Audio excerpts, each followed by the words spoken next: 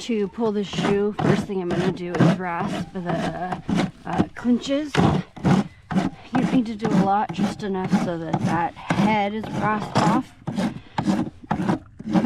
so the nail does less damage when you pull the shoe out. You're going to do that on both sides. Use an old dull rasp for this. If you use your trimming rasp, you're just going to ruin it. So I keep this old one. This handle actually got stuck on this rasp. It was my trimming rasp, and so I figured, well, when the rasp is too dull, I'll just use that as my shoe pulling rasp. You just want to kind of see the nail head turn shiny like that. Get the leg nice and stable. These are not nippers, these are shoe pullers. It would also ruin your nippers to use nippers for this. Start at the far back of the shoe and loosen. Switch sides, loosen, a little bit farther down, loosen, and just go back and forth. There we go.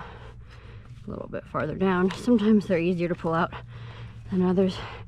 Try to pull those nails out straight so that the hoof doesn't chip.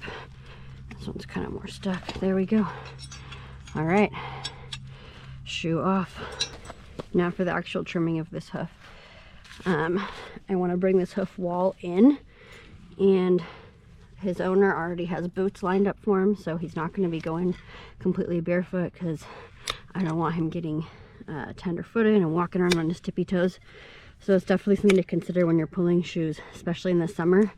You want to have boots ready. Not every horse may need them, depending on how long the shoes are on and how much damage was done, but it is an amazing tool for pulling shoes and keeping the horse comfortable. Because you pull the shoes and the horse gets super sore, starts walking around on its tiptoes, it can just cause more problems. So you want to do it really carefully. And I'm still, even knowing he's got boots, I'm not going to do a super aggressive trim because his hoof's not used to being on the actual ground at all. So just cleaning up these bars. I want to open up this central sulcus. His heels aren't too contracted. I mean, not as contracted as I've seen some shod horses' hooves, but they're still not as open as I'd like them to be either.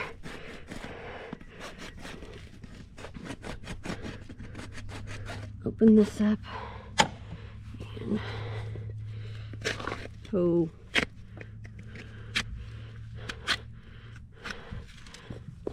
not do a whole lot else to the frog. Check the balance here, and I think I'm gonna do the rest with my rasp. Bring these heels down a bit, making sure they're even. This one's higher.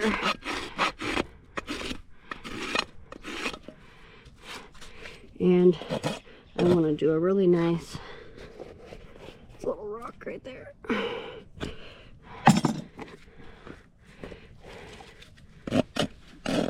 A really nice bevel. Now, yes, it is likely where these nail holes are, he's going to chip, but I am not going to take that hoof off. If I trim all the way back past those nail holes, he's going to be really sore for sure. That's more than is safe to take off. So we're just going to do this. And this horse is actually here from out of town, so I don't know if I'm going to get to trim this horse again, but I'm going to instruct that the owner rasp these toes back every week or two.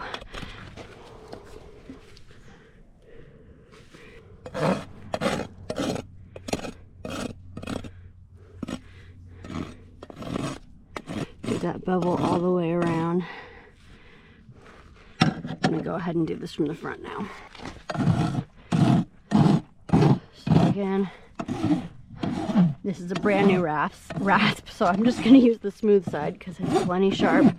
I'm just going to smooth out my bevel here and go over these nail holes.